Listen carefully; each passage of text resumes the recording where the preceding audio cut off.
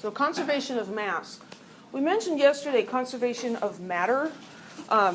Matter is neither created nor destroyed in a chemical reaction. That can also be stated as a conservation of mass.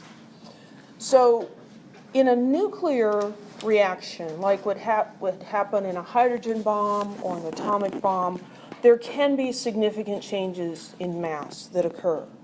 We are not talking about nuclear reactions. We're talking about chemical reactions. Anything that we would be able to do in the chemistry labs here at Fresno City College, there will be no change in mass. Any changes in mass that would occur are extremely minute. We wouldn't even be able to measure them.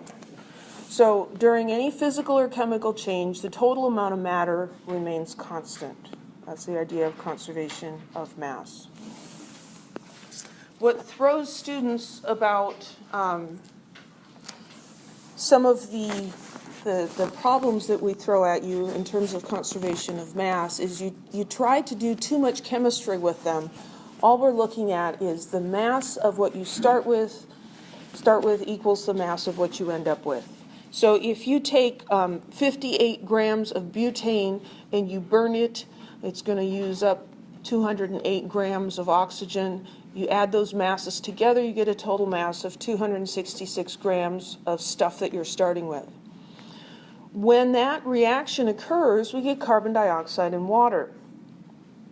The mass of carbon dioxide plus the mass of the water is going to equal the same number as what we started with.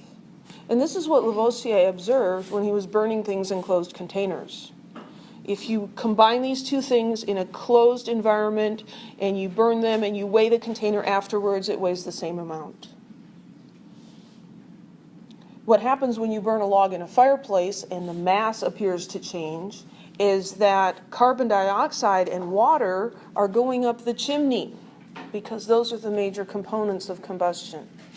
When you collect all of the things that are produced, there's no change in mass.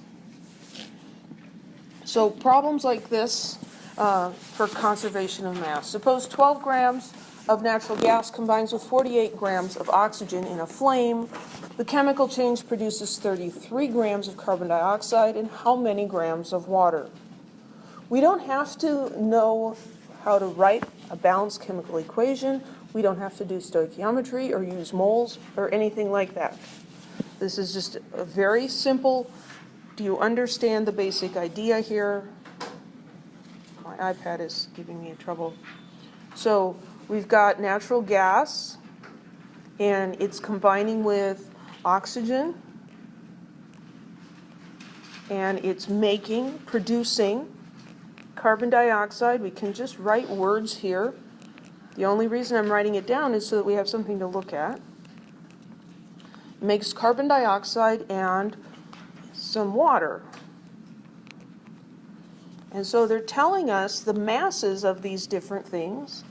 There was 48 grams of the natural gas. No.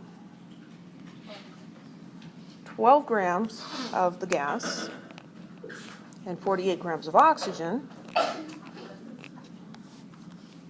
And it tells us how much carbon dioxide, 33 grams. And then it's asking how many grams of water. So the law of conservation of mass says that the sum of the masses of the reactants, the total mass that you start with, has to equal the total mass that you end up with. So this ends up being very, very simple math. 12 and 48, correct me if I'm wrong, I believe that's 60. You have a total of 60 grams there, and that's going to equal the 33 grams plus this unknown thing, let's call it X grams. Well, how do we solve that? We just subtract 33 from 60. So 60 minus 33 is 27. So 60 minus 33 equals 27 grams. So 27 grams of water are formed. Any questions? There could be a question like this on a test. Don't make it harder.